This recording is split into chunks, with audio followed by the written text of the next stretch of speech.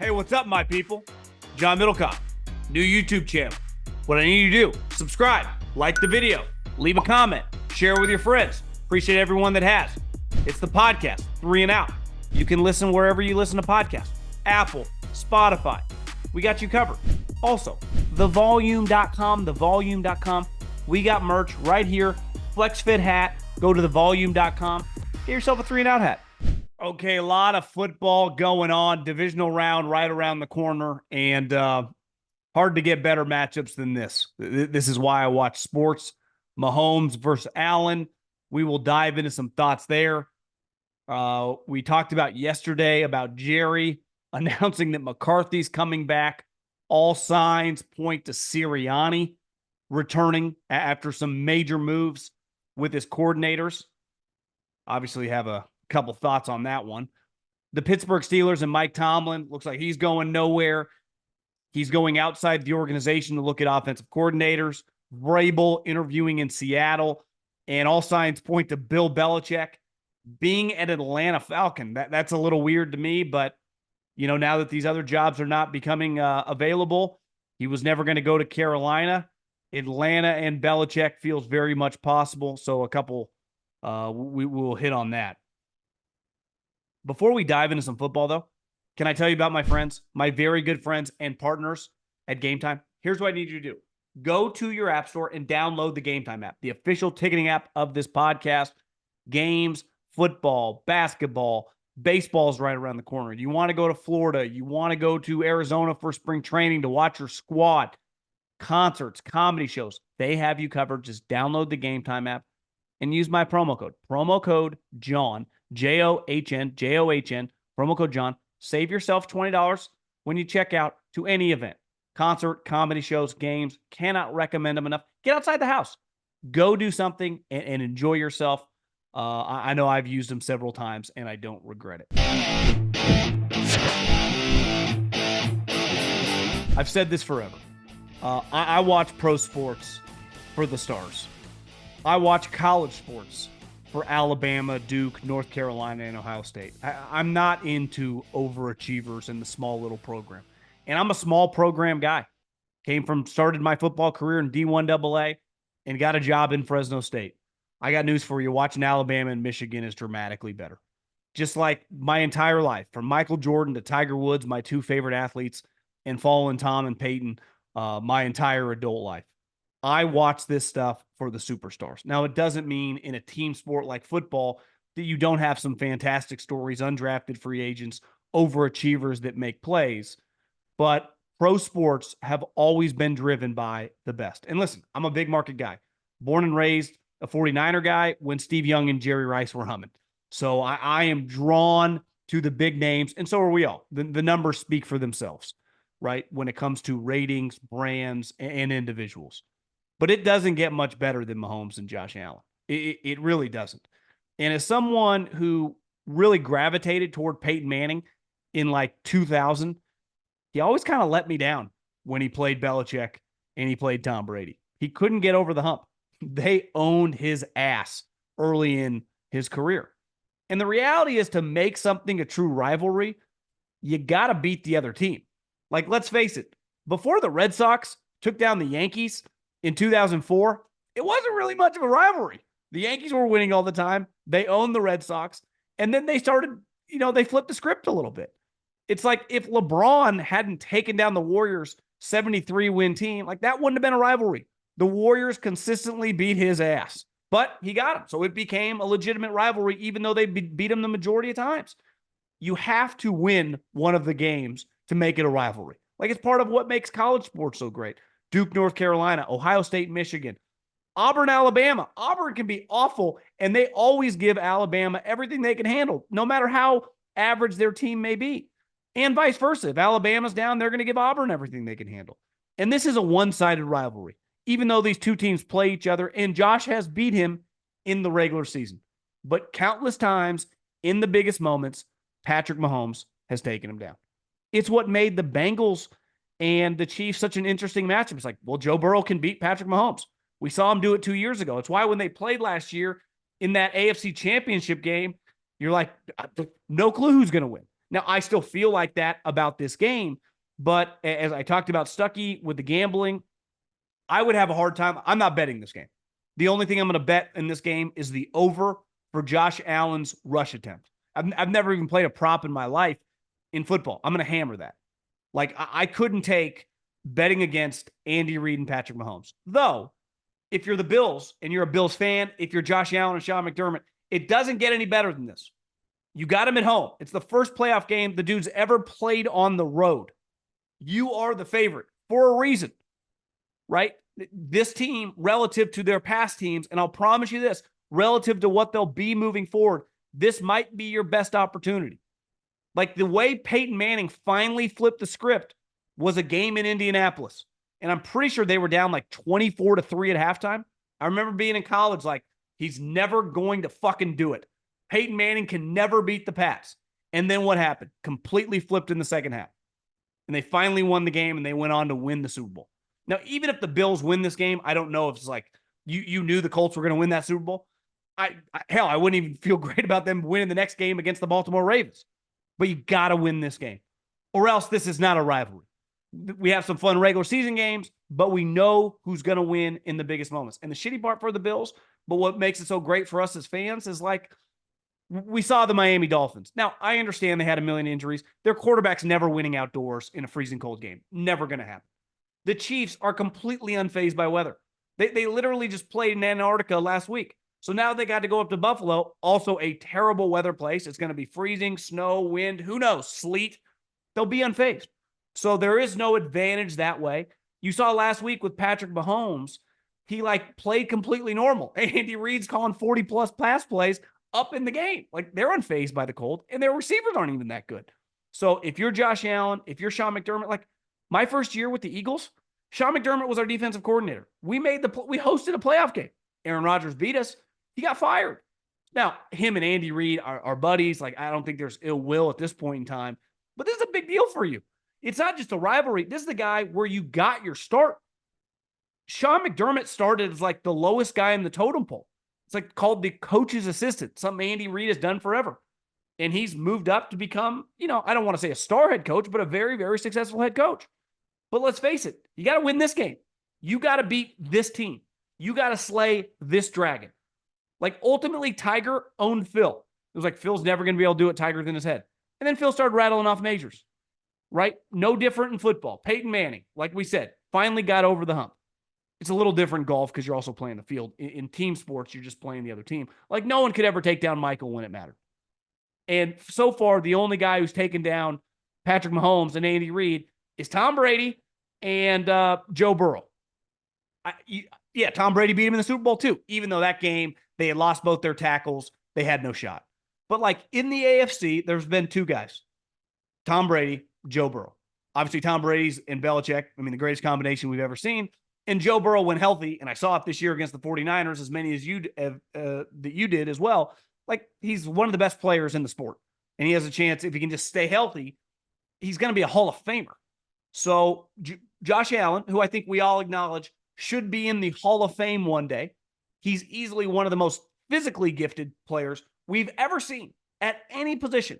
The dude is a freak, and he's a winner, like wins a ton of games. He's not some choke artist in the playoffs. We saw a couple years ago when they lost that game, the 13-second game. I think he threw 4 or 5 touchdowns. He was freaking incredible in that game. So it's not like he's got this Dak Prescott thing going on where he shits the bed in the playoffs. Last couple days ago, he was freaking awesome in that game. But you got to win this. You got to have this moment at home. No excuses. I don't care how many guys are injured.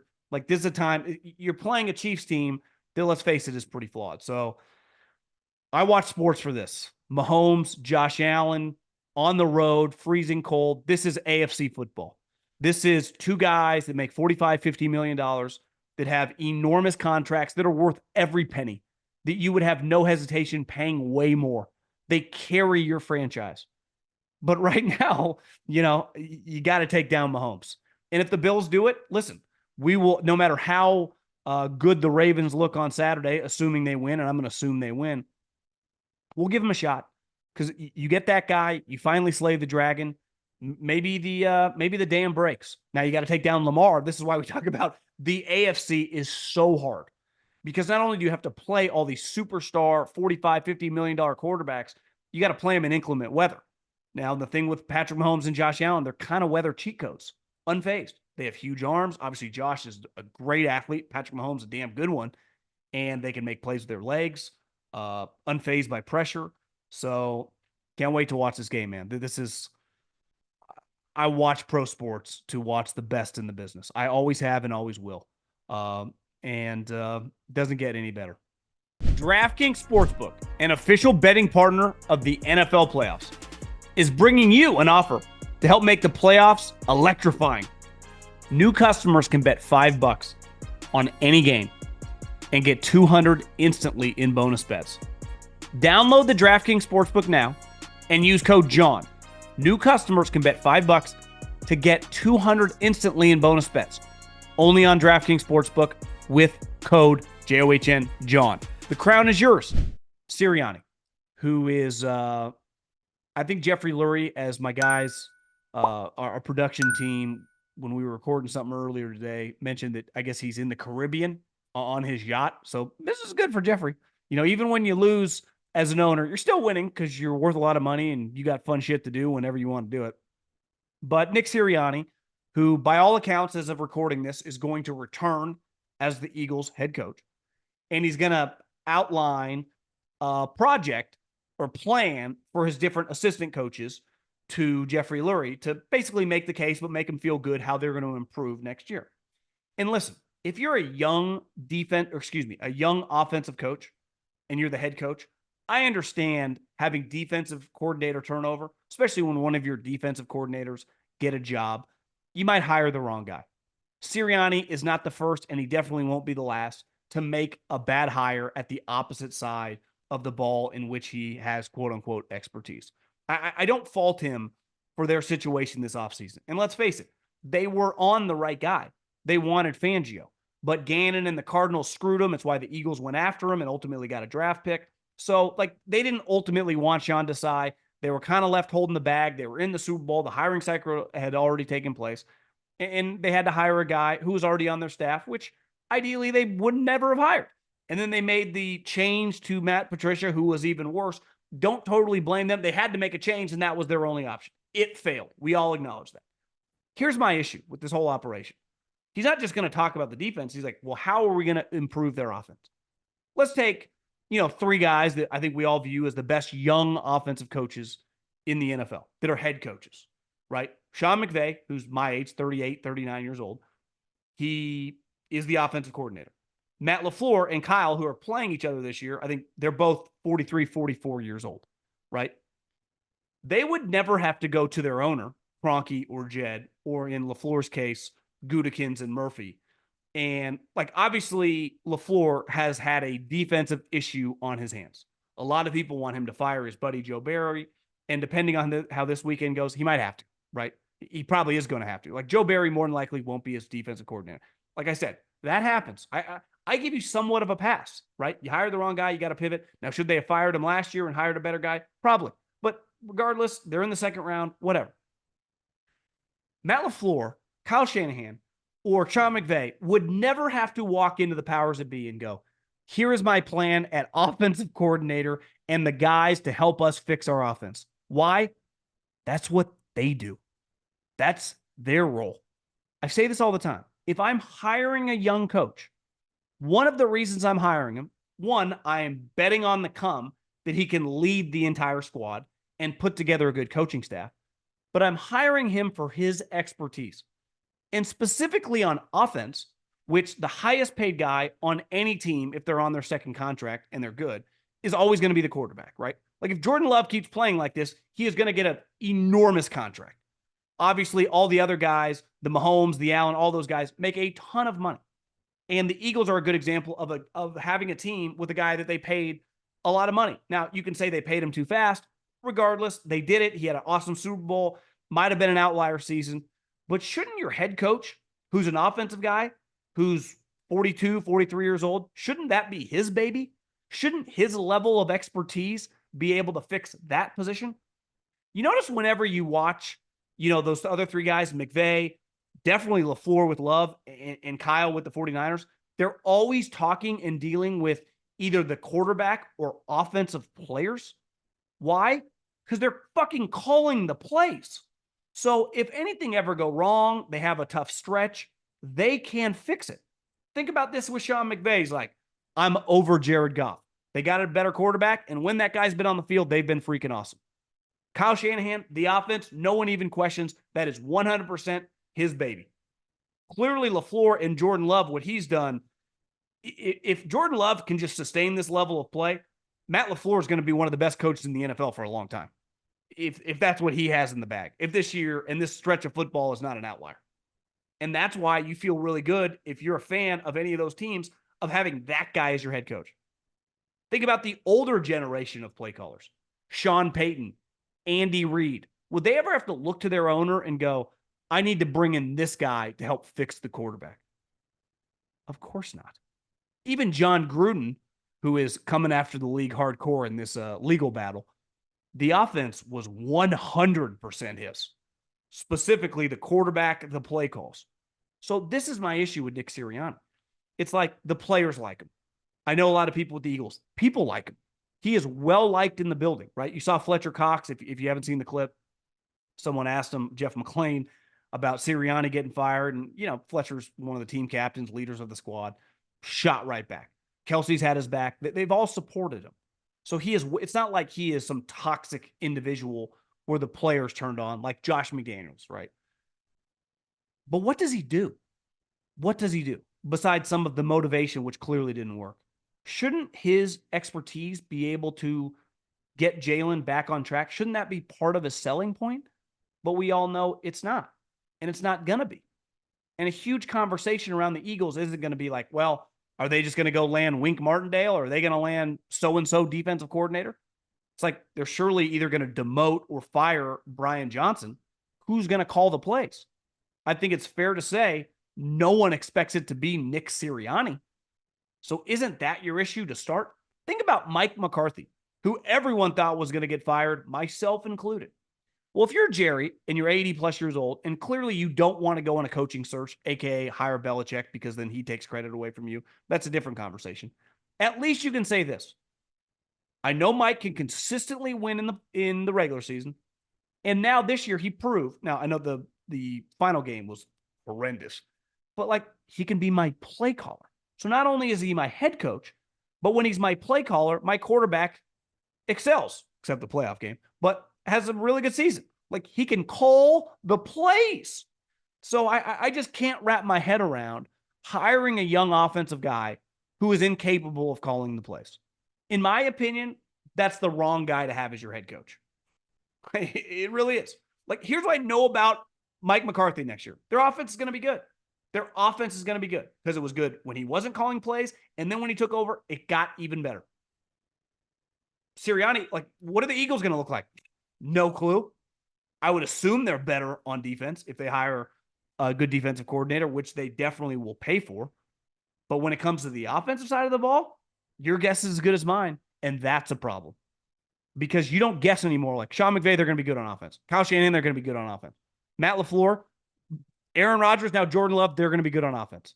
Sean Payton, he will figure it out if he gets a capable quarterback. Andy Reid, proven he can coach with any quarterback. Nick Sirianni, I don't know. Puts on weird shirts, high fives Dom. I just don't totally get it. And this is not personal. It's just from a coaching standpoint, I don't see how you couldn't have just in major reservations. And listen, I texting with people, they've never hired defensive coaches, and they've never hired retreads, right? Andy Reid, first-time coach. Chip Kelly, first time in the NFL. Doug Peterson, first-time head coach. Nick Sirianni, first-time head coach. So, and I was guilty of this.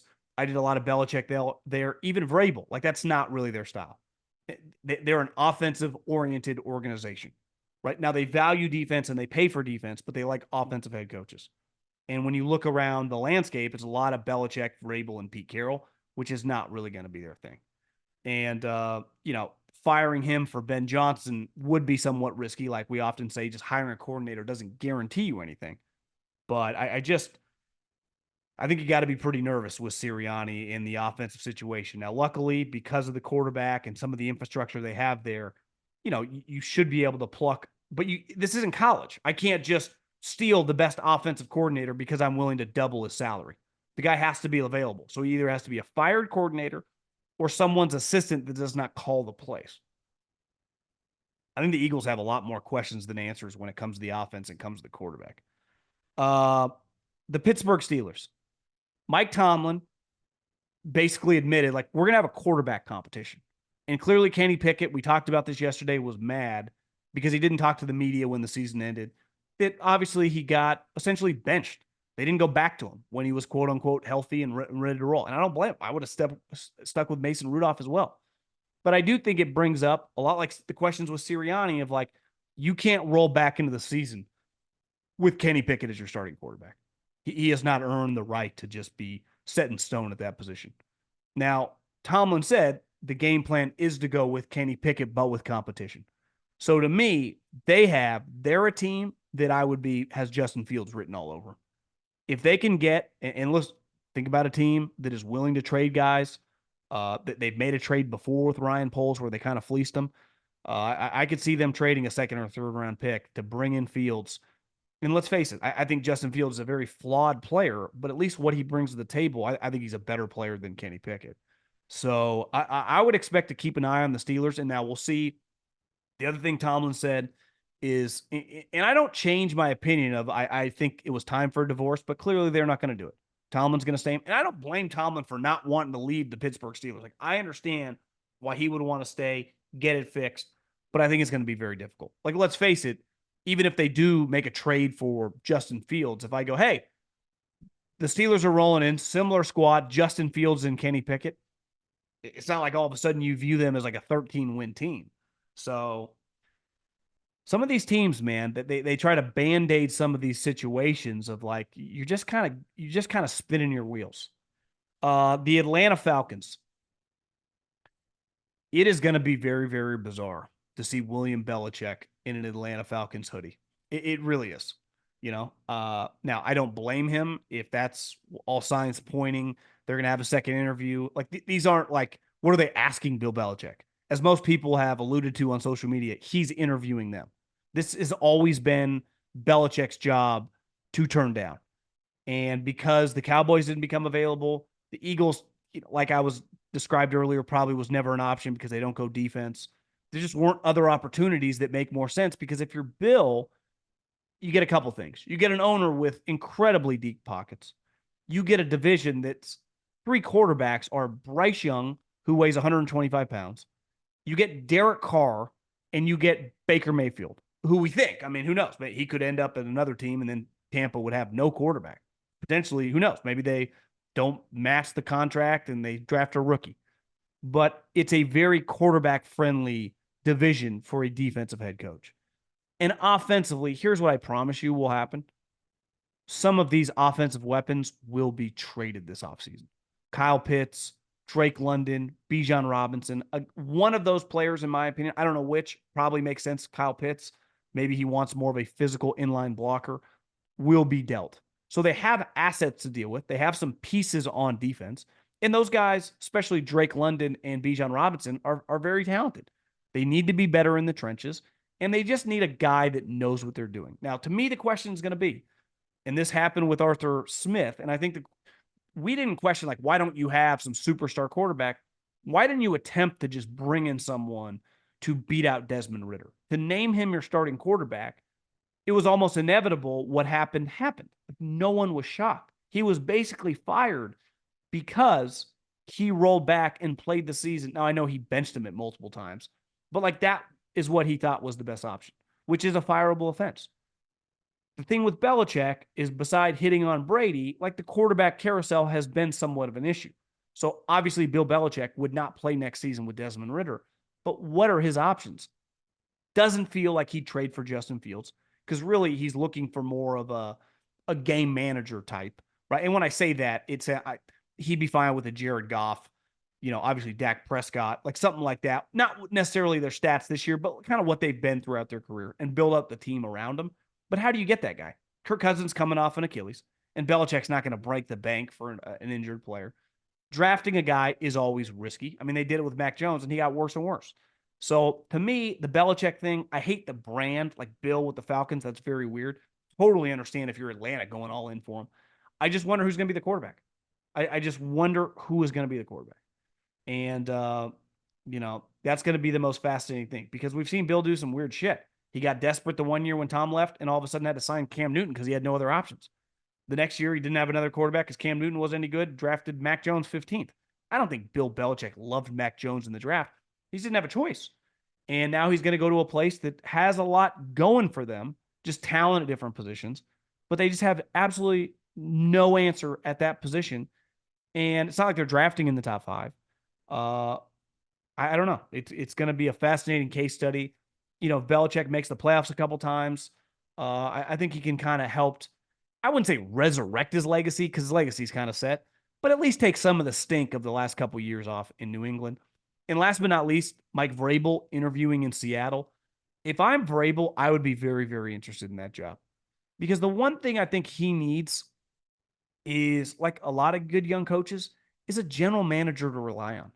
Like Mike, you can't be Bill, and I'm not saying he tried to, but like clearly he wants it done his way or the highway. And I think that's a tough deal for the coach to attempt to like have a ton of personnel power.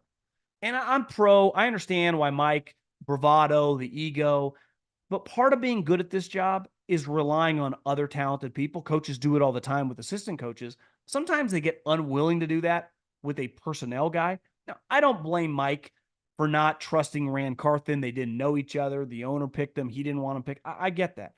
But John Schneider knows what he's doing. He's won. He's been in the league for decades at multiple spots that have had success. Like that to me, if I'm Mike Vrabel, I'm interested in that job. We got some pieces. We got draft capital. I got some skill guys. I bring Arthur Smith. Maybe in a couple years, we're a consistent wild card team. So I've proven now the South is much easier of a division than the NFC West with McVay and Kyle and those two teams. But the NFC is not very good. Like if I'm Mike Vrabel, now it feels a little weird. Mike Vrabel, Seattle. If I'm John Schneider, I'll tell you this. I would much rather have Mike Vrabel than Dan Quinn. If you hire Dan Quinn, it feels like you're just hiring him because you kind of know him and you kind of want that Pete positivity. Like we've had the Pete positivity. It kind of had a shelf life. It's fine, and Pete's a lead at it. But Dan Quinn, like I just saw his defense. They were an embarrassment. Like that was pretty bad. No one had any clue what was going on. It was pretty ugly. And they've had some awful games this year defensively. So to me, if you're thinking defense, and I clearly John's open to whatever, and Mike knows the deal. Like John would be in charge, which I think is a healthy thing. Like, bro, you don't want to waste time. Andy Reid went to Kansas City. Like, I don't want to be the GM anymore. I don't want that time commitment. That's the thing with Belichick. Like, ultimately, Belichick gets Atlanta. Like, he's going to be the grand poobah. It's like, are we going to miss on draft picks because you won't listen to any personnel guys? Like Mike, rely on other people, especially a guy that's proven to be pretty freaking good. It'll help your career.